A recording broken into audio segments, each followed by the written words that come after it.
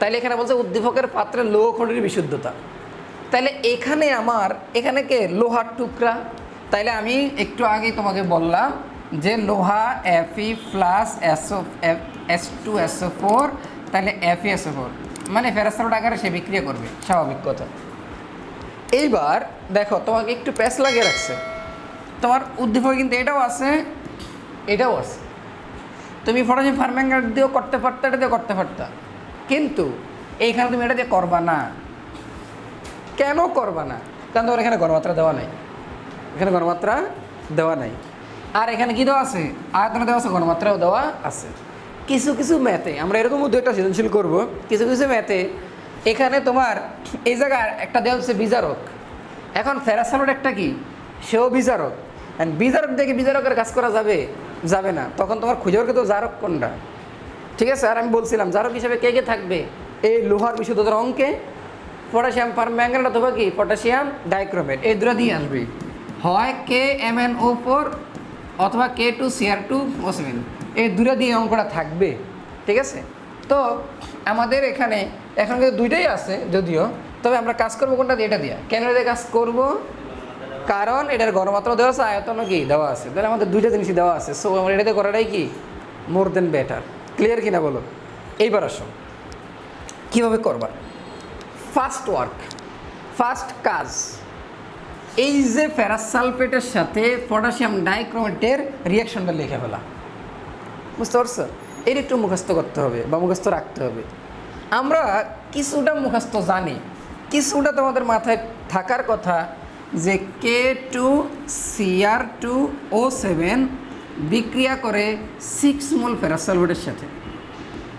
মোটামুটি মাথায় আছে এটা, মোটামুটি মাথায় আছে না এটা, যে পটাশিয়াম ডাইক্রোমেট করে 6 মোলের সাথে, আর পটাশিয়াম পারম্যাঙ্গানেট KMnO4 করে 5 মোলের সাথে।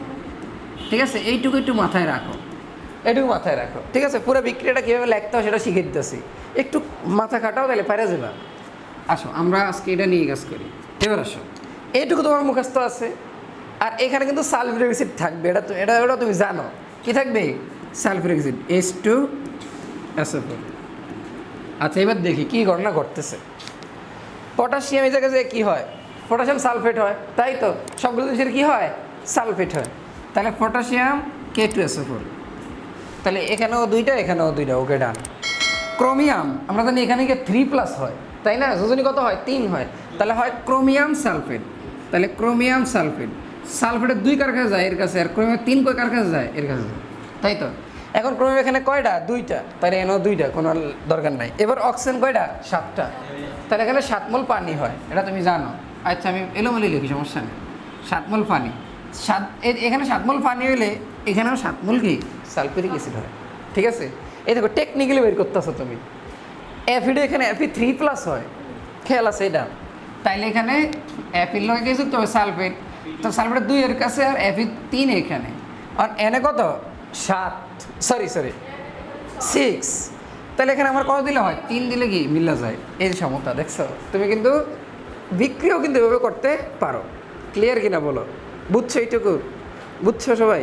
আসো এইবার যদি ধরো সাপোজ একটু সুরি শিখাই, সুরি বলতে সুরি না মানে সাইরা যাওয়া আর কি, মানে ওই যে কাজ সারা আর কি যেটারে বলে। এখন ধরো তোমার এই বিক্রিয়াটা করার মতো সময় নাই, বা ধরো তোমার এখন খেয়াল নাই সাপোজ, তবে আমি এটা বলবো না যে তুমি এটা না দেওয়ার জন্য। যদি খেয়াল না থাকে তাহলে তুমি লিখতে পারো জারণ বিজারণ সমতাকৃত সমীকরণ থেকে আমরা পাই, এটা তো অবশ্যই লিখবা। এটা না লিখলে এরপরে লাইন আমরা অবশ্যই এটা লিখবো। তো এটা না লিখে হইলে লিখতে পারো যে আমরা জানি কি 1 মোল, তুমি লিখতে পারো আমরা জানি পটাশিয়াম ডাইক্রোমেট FeSO4 জারণ বিজারণ সমতাকৃত সমীকরণ থেকে পাই 1 মোল K2Cr2O7 ইকুয়াল 6 মোল, 3টা সমান দিবা। ঠিক আছে? এখানে 6 মোল FeSO4। যদি তুমি এইটুকু লেখো তাও অঙ্ক নাম্বার দিয়ে যাবো স্যাররা। যদি কোনো স্যার একটু ভালো হয়, মানব দরদি হয়, তাহলে 4 দিব। আর কেউ যদি একটু কয় না এটা দেয় না গেলে তাহলে 3 দিব, অথবা কোনো স্যার 4 দিয়ে দিব, কোনো সমস্যা নেই। তবে এইটা দেওয়াটা বেটার, না পারলে একেবারে অনেক কিছু হয়ে যাবে না। এই জন্য তুমি অঙ্ক যে করবা না এমন না। ঠিক আছে? তোমার এইটুকু তো খেয়াল রাখতে হবে যে পটাশিয়াম ডাইক্রোমেটের 1 মোলের সাথে ফেরাস সালফেট 6 মোল, এটা মাথায় মুখস্থ রাখতে আমি এরকম কয়েকটা লিখিয়ে দেবো। যদিও আমাদের এই অঙ্কের মাত্র দুটো দরকার, 1 মোল পটাশিয়াম পার ম্যাঙ্গানেট হলে কি হইতো 5 মোল হইতো, আর এখানে 1 মোল পটাশিয়াম ডাইক্লোরাইডের জন্য কয় মোল 6 মোল। এটুকু আমরা বুঝতে পারতেছি কিনা, এটুকু ক্লিয়ার হয়েছে কিনা সবাই? এবার আসো, এরপরে অঙ্ক কিন্তু সহজ আছে, অঙ্ক কিন্তু বুঝে গেলে দেখবা যে খুবই সহজ, বুঝলে বুঝপাতা, না বুঝলে কিন্তু তেজপাতা। ঠিক আছে, দেখো তাহলে আচ্ছা, কোনো পদার্থের 1 মোলকে লেখা যায় কি 1000 মিলিলিটার 1 মোলার, কি লেখা যায় 1000 মিলিলিটার 1 মোলার। দেখো এই 1 মোলের বদলে আমরা লিখতে পারবো 1000 মিলিলিটার 1 মোলার পটাশিয়াম ডাইক্লোরাইড। তাহলে 1 মোলের পরিবর্তে কি লেখা যায় 1000 মিলিলিটার 1 মোলার, যেহেতু আমাদের মিলিলিটার আর কি মোলার দেওয়া আছে, তাহলে এইটুকু বুঝছো নি। এই লাইনটা কেমনে লিখছি, তাহলে এই লাইনটা কী লিখছি কত, কোনো 1 মোলকে কী লেখা যায় 1000 মিলিলিটার 1 মোলার, 1000 মিলিলিটার 1 মোলার। এই যে 1 মোল থেকে লেখা যায় 1000 মিলিলিটার 1 মোলার, এটুকু বুঝছো সবাই? এই 1 মোলের বদলে লিখছি 1000 মিলিলিটার 1 মোলার, বুঝছো কিনা? এই 1 মোলের বদলে এই কোনো পদার্থের 1 মোল এর বদলে লেখা যায় 1000 মিলিলিটার আর কি 1 মোলার তার সাথে গুণ, বুঝছো? এটা কিন্তু আসছে কোন সূত্র থেকে, ওই যে ডব্লিউ ইকুয়াল টু কি, ওই যে এস এর সাথে বি এর সাথে এস এর সাথে এন এর সাথে সম্পর্ক, N equal to S into B, আর এখানে বিটা কোন এককে লিটার এককে হইলে হয় কি 1, আর মিলিলিটার এককে হয় কিছু 1000। অন্তত স্যার আপনি 1000 লিখলেন কি লেখা 1 লিটার লিখলেই তো হইতো, কিন্তু আমগো তো এখানে দেওয়া থাকে কি 99% 100% অঙ্কে 100% অঙ্কে মিলিটারের মান দেওয়া থাকবে, বুঝছো কিনা? তুমি তো শিখছো এন ইকুয়াল টু কি এস ইন্টু কি ভি, তো আয়তন কোথায় লিটারে, আর লিটার না দিয়ে কি দেখা যায় মিলিলিটারে। তাহলে আমি 1000 মিলিলিটার,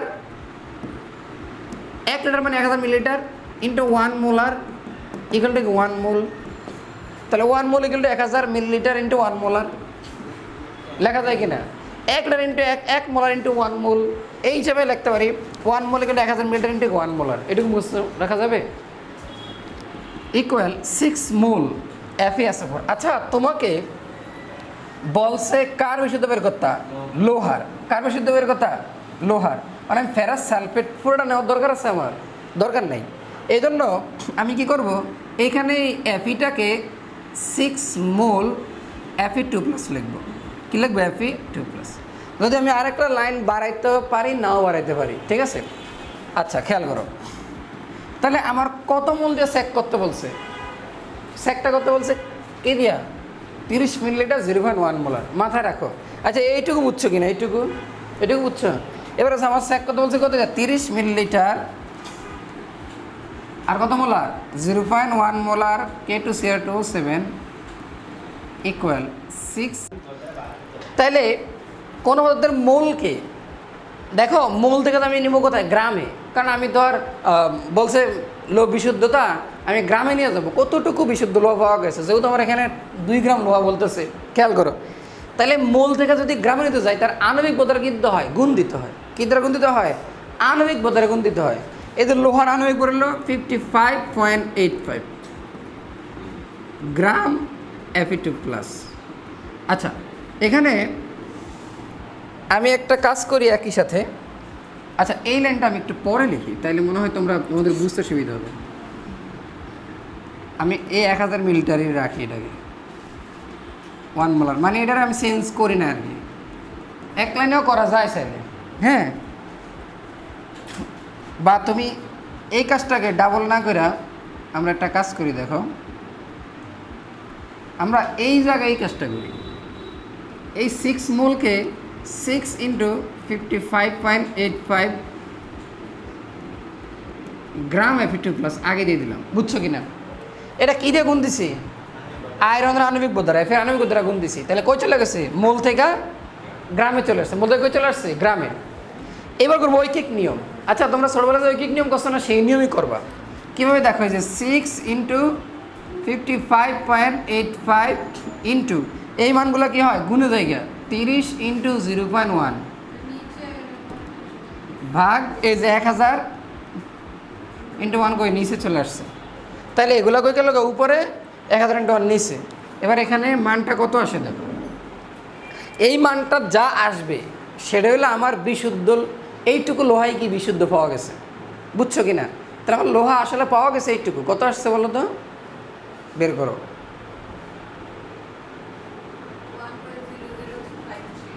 1.0053 গ্রাম এইটুকু পাওয়া গেছে বিশুদ্ধ লোহা। এবার খেয়াল করো, একটু খেয়াল করো, আর অল্প একটু কথা বলে দেই।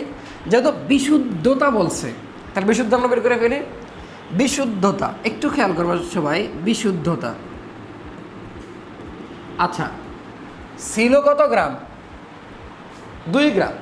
ছিল কত গ্রাম? 2 গ্রাম। কিন্তু বিশুদ্ধ কতটুকু? 1.0053 ইন্টু কত? 100%। তাহলে কত আসে দেখো তো?